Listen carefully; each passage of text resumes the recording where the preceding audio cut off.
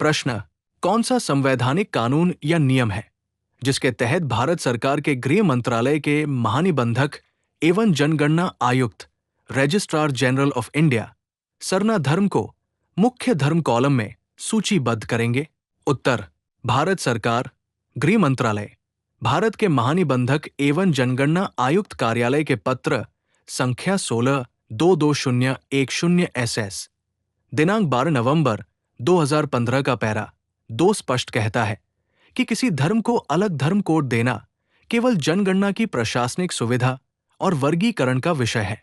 इससे किसी धर्म को कोई अतिरिक्त संवैधानिक अधिकार, विशेष लाभ या सुविधा स्वतः प्राप्त नहीं होती।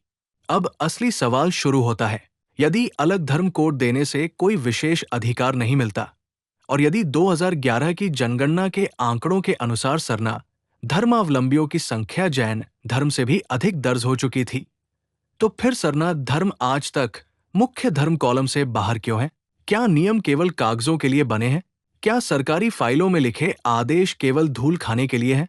या फिर प्रकृति पूजक सरना समाज की अलग धार्मिक पहचान को मान्यता देने से कुछ लोगों की राजनीति असहज हो जाती है? विडंबना देखिए, सरकार स्वयं कहती है कि अलग धर्म कोड से कोई अतिरिक्त संवैधानिक लाभ नहीं मिलेगा। फिर भी सरना धर्म को मुख्य धर्म कॉलम में शामिल करने में वर्षों से हिचकिचाहट क्यों? यदि इससे किसी का अधिकार नहीं बढ़ता, किसी का आरक्षण नहीं बदलता और किसी का संवैधानिक दर्जा प्रभावित नहीं होता, तो फिर ये विरोध किस बात का है? क्या करोड़ों प्रकृतिवादी आदिवासियों की धार्मिक पहचान को बार बार टालना केवल प्रशासनिक देरी है, या ये उनकी स्वतंत्र धार्मिक अस्मिता को लगातार प्रतीक्षा में रखने की नीति बन चुकी है?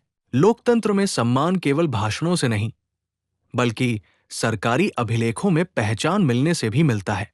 इसलिए सरना धर्म का प्रश्न किसी विशेष सुविधा का नहीं, बल्कि धार्मिक पहचान, संवैधानिक समानता और प्रशासनिक निष्पक्षता का प्रश्न है।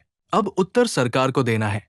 जब नियम मौजूद है और अलग धर्म कोड से कोई अतिरिक्त लाभ ही नहीं मिलता, तो सरना धर्म को मुख्य धर्म कॉलम में स्थान देने में आखिर बाधा क्या है?